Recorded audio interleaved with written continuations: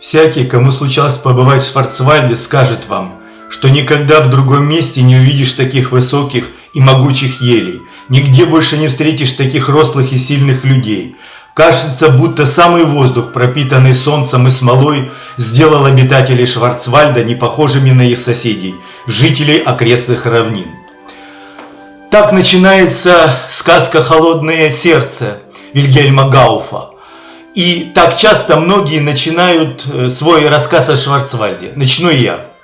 Вы на канале «Заметки жизни» и я, Игорь Якун. Здравствуйте. Шварцвальд – лесисто-гористый регион на юго-западе Германии, с давних времен окутан тайнами, легендами, сказаниями, где родились прототипы многих сказочных персонажей. И хотя эта местность обитаема давно, даже нанесена на знаменитую путевую римскую карту Табула Пейтингериана, но оставалась труднопроходимой и малозаселенной. В римский период здесь обитали маркоманы, одно из племен свевов, будущих швабов. И действительно, на этой карте Шварцвальд отображен как горный хребет с деревьями причудливой формы, обозначающий необитаемую и труднодоступную местность. Первоначально Шварцвальд представлял собой лесной массив деревьев смешанных форм, из лиственных пород и елей. И надо отметить, что знаменитый голландский флот 16-17 веков и сваи, на которых стоят города Голландии того периода, это именно этот лес. В середине 19 века Шварцвальд был практически полностью вырублен из-за интенсивного использования. Но тогдашние власти немецких государств вовремя спохватились, и лес впоследствии был восстановлен преимущественно монокультурами ели. От былой горной промышленности, добычи свинца, серебра, железа, цветных металлов сейчас мало что осталось, а вот бывшие шахты используются как туристические объекты.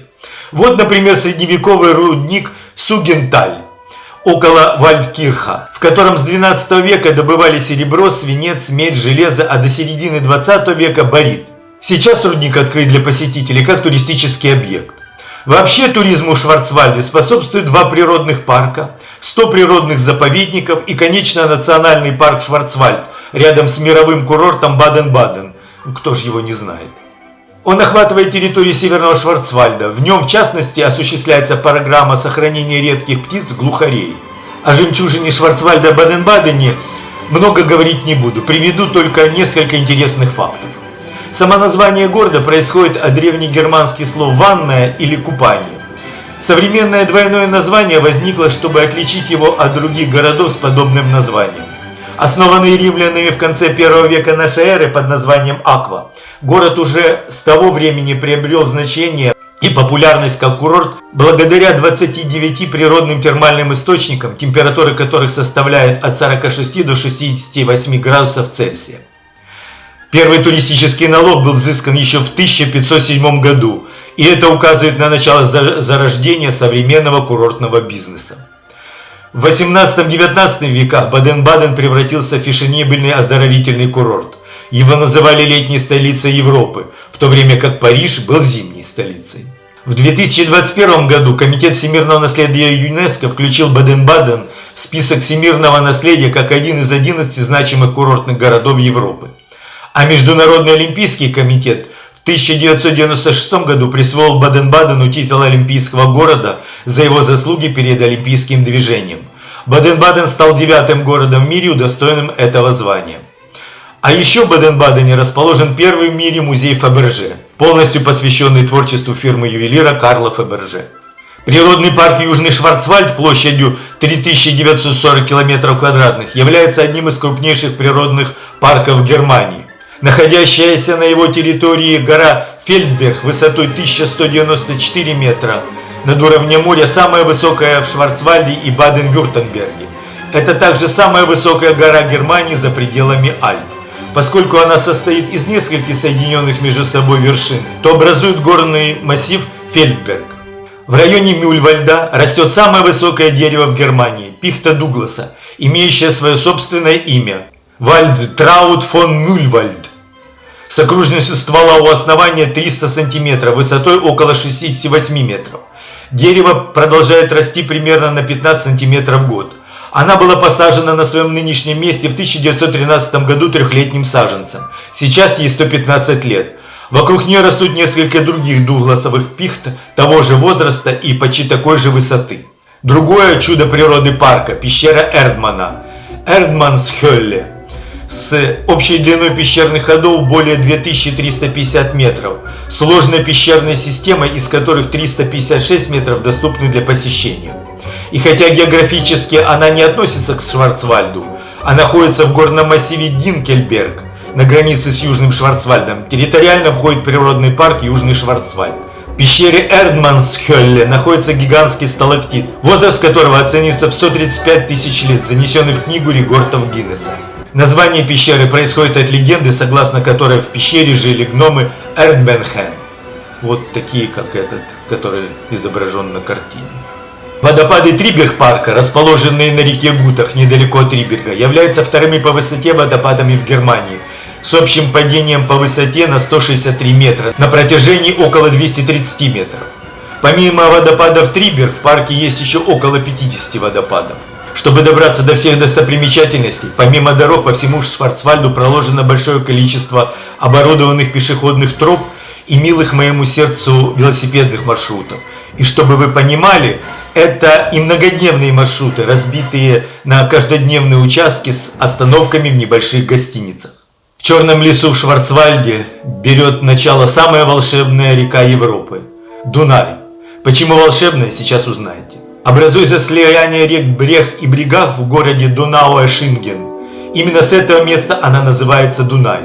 Но у стен местного замка-дворца в городе расположен архитектурно оформленный источник небольшой речки Дунайбах, впадающей в городе в Дунай и выдаваемый для привлечения туристов за исток Дуная.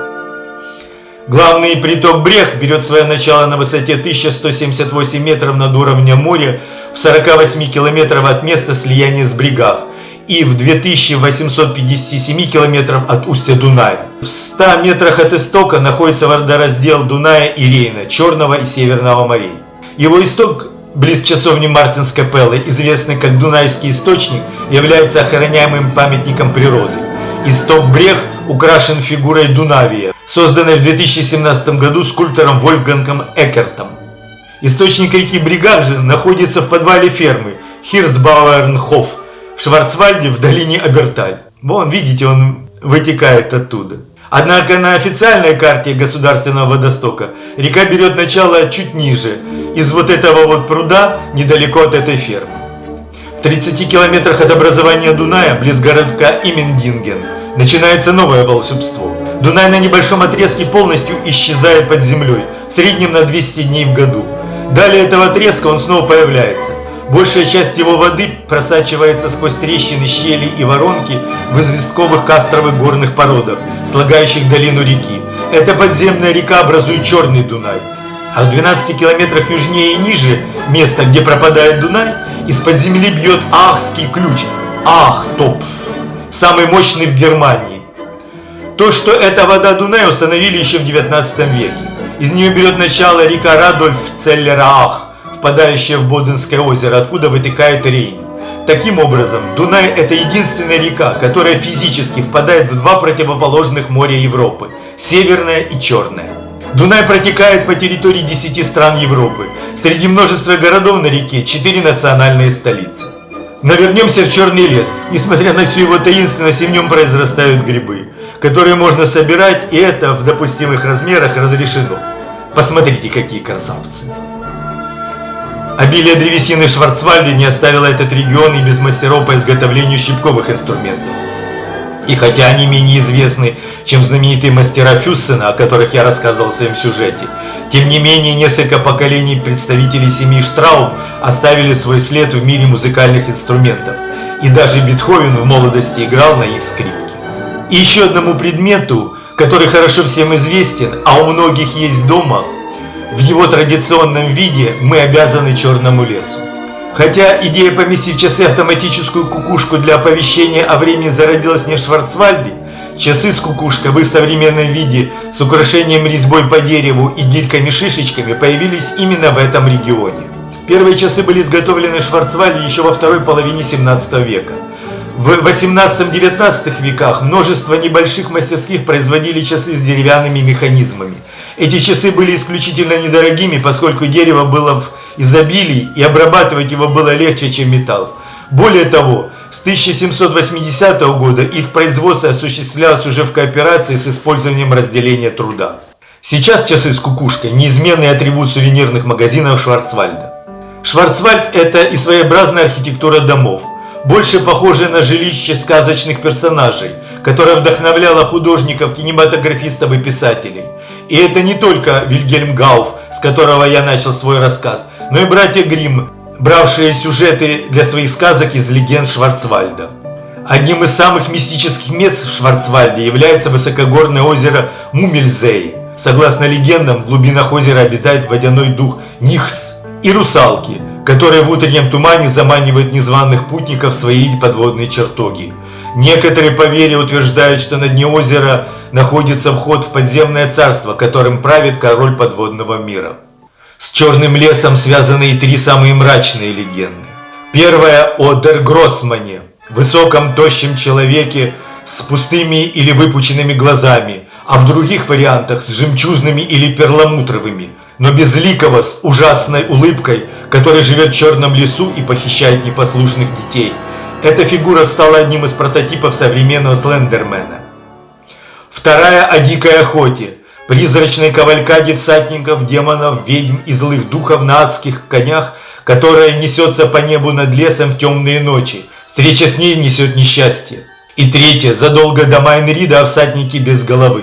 Говорят, что призрак обезглавленного всадника скитается по лесам Шварцвальда, особенно в районе Триберга, в поисках своей головы, и горе тому, кто встретится с ним на пути. Эта легенда вдохновила американского писателя Вашингтона Ирвинга на написание рассказа, по мотивам которого в 1999 году был снят знаменитый фильм «Сонная лощина» с Джонни Деппом. Но легенды о маленьких духах, кобольдах и эрдеманах, подобно гномам, считающихся жителями шахт и подземелий, где раньше добывали серебро и свинец, не относятся к страшилкам. Они могут быть как добродушными, так и весьма вредными, а иногда и помогают людям. Легенды о знаменитых шварцвальдских ведьмах – это не только о злых колдуньях. Их часто изображают как хранительниц леса, обладающих знаниями травничества и целительства. Сейчас это нашло отражение в современном своеобразном бизнесе, рассчитанном на женщин. Я зачитаю анонс одного из мероприятий коучинга приюта ведьм Шварцвальда. Вы погрузитесь в энергетические практики и познакомитесь с богатым фольклором ведьм Хексен и их глубокой связью с природой. Это ретрит, сочетающий в себе оздоровительные практики, экопсихологию, а также целительные традиции и природные ресурсы Шварцвальда, способствуя глубокому ощущению покоя, освобождения и личностного роста. И, конечно, эти легенды нашли свое отражение в швабско-алеманском фастнахте, праздники, широко отмечаемые и в регионе Шварцвальд. О проведении этого карнавала в Баварии я уже рассказывал в своих предыдущих сюжетах. Швабско-алеманский фастнахт имеет древние, часто дохристианские традиции, связанные с изгнанием зимы и весенним равноденствием. В 2014 году швабско-алеманский карнавал был внесен в список нематериального культурного наследия ЮНЕСКО. Между Рождеством и днями начала Великого поста перед Пасхой во всех немецких регионах со времен Средневековья наступал так называемый пятый сезон, когда проводились костюмированные карнавалы. Во время многочисленных парадов, сборища дураков, танцующие ведьмы, дикие люди и многие другие красочные персонажи в масках и карнавальных одеждах заполняют улицы городов Шварцвальда. Они веселятся и шутят со зрителями, выкрикивая наиболее распространенный клич «Нари Нарро». Шествие ряженых является главным событием карнавала. Они часто сопровождаются духовыми оркестрами, играющими так называемый гуден-мюзик, громкую, диссонирующую, но ритмичную музыку. Шуты нары могут хватать зрителей, особенно детей, посыпать их опилками или соломой, пугать или щекотать. А вот в шварцвальдском городе Ройтвале во время карнавала происходит знаменитый прыжок дурака, где сотни ряженых в резных масках и костюмах совершают синхронные прыжки под музыку с криками «ху-ху-ху», создавая неповторимую атмосферу веселья и безумия, привлекая множество туристов. Костюмированные представления начинаются еще в предрождественские дни. Вот, например, театрализованный вертеп, расположенный у подножия башни Аиста в шварцвальдском городе Лар. Башня Аиста – современный символ города. Это все, что осталось от средневекового замка некогда могущественного рода Геральдзекеров, вокруг которого затем вырос город Лар. Замок Лара был построен около 2030 года и выглядел как дошедший до наших дней однотипный замок Урсина в Италии. Но с тех времен сохранился только один угловой бастион. С замком связано несколько легенд, в том числе о проклятии и его разрушении.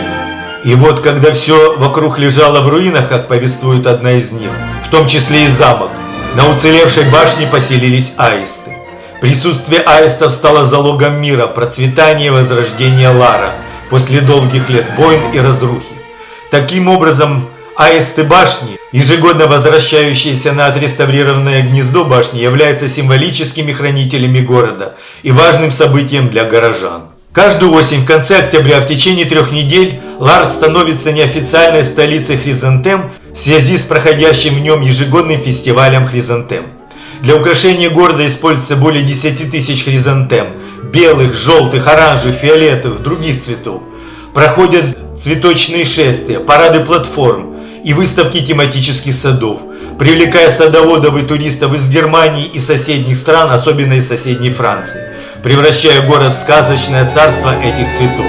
Цветы высаживаются по заранее продуманному маршруту, проходящему через всю историческую пешеходную зону. Гости, следуя по этому маршруту, могут увидеть все инсталляции. На рыночной площади и по всему городу ежедневно проходит обширная культурная программа с живой музыкой, концертами, танцевальными коллективами и уличными представлениями. На церемонии открытия коронуется королева хризантем, которая представляет город и фестиваль в течение всего года. Хризантема на фестивале представлена не только как украшение, но и как кулинарный продукт. На фестивале можно попробовать уникальные блюда и напитки, связанные с цветком, от хризантемного масла и супов до десертов и даже специального пива. На фестивале представлена и настоящая королева хризантем – хризантемный куст, где все сотни цветов растут из одного корня.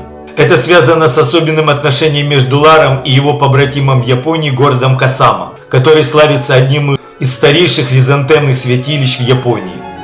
В Ларе выращивается особый тип хризантемы, известный как озукури. Это древняя японская садовая техника, при которой из одного корня выращивается куст, несущий сотни, иногда до 1000 цветов.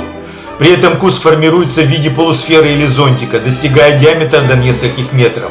Выращивание такого растения требует исключительной точности, терпения, многолетнего опыта и постоянного формирования обрезки подвязки на протяжении почти 3 лет. Теперь этот уникальный экспонат является гордостью фестиваля хризантем.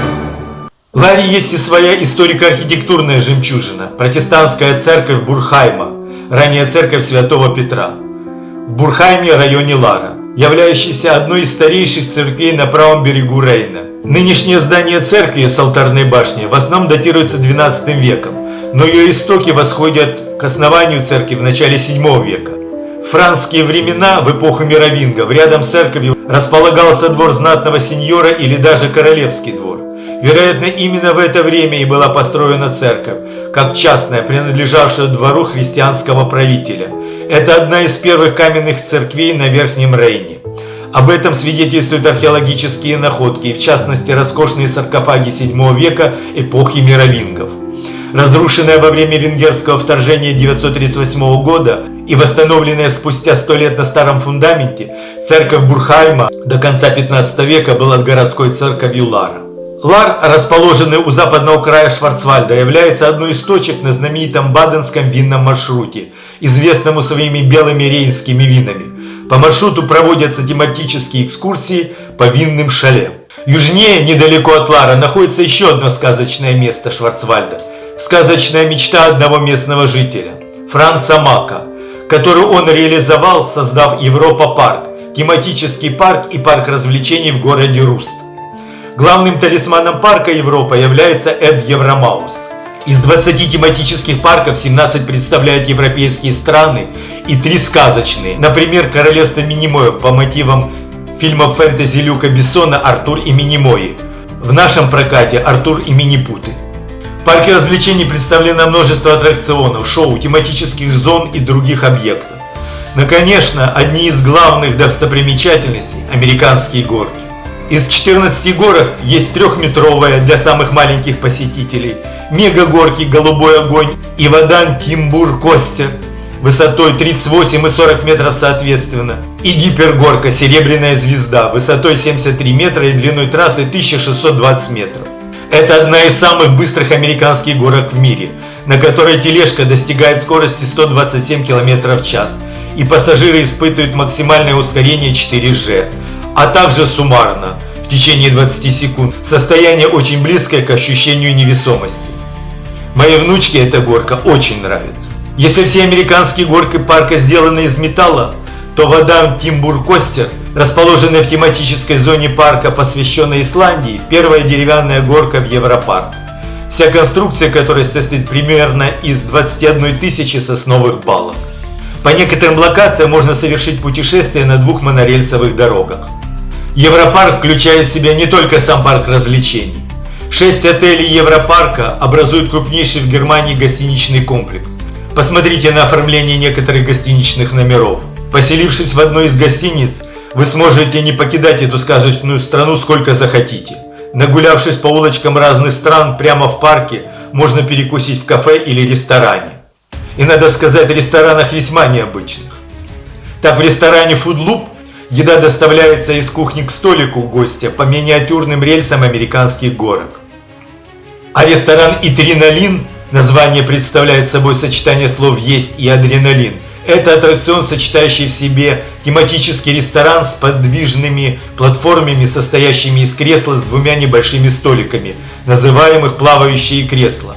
Гости перемещаются по различным тематическим комнатам в плавающих креслах, где подаются различные блюда, о которых рассказывает виртуальный гид для создания общего впечатления. Путеводитель Мишлен «Итриналин» описывается как футуристический и входит в число 12 самых уникальных ресторанов мира. Но вернемся к аттракционам. Если в Европа-парке водные горки Посейдон состоят из лодок, то аквапарк Рулантика – это царство воды, где расположены 28 водных горок в 15 тематических зонах, по которым ты не плывешь, а в трубах и желобах которого ты несешься в водном потоке и сухим остаться невозможно. А еще несколько бассейнов, один из которых с искусственными волнами. Рулантика – вымышленный остров Северной Атлантики, пропитанный духом викингов, талисманом которого является синий шестиногий осьминог в рогатом шлеме по имени Снорри. В 2024 году Европа-парк вместе с аквапарком Рулантика посетили более 7 миллионов гостей. Вот так, мечта и упорство одного человека принесли радость 7 миллионам. Вот такой он сказочный Шварцвальд. Если вам понравилось, ставьте лайки, подписывайтесь на мой канал, задавайте вопросы, с удовольствием буду на них отвечать. До свидания.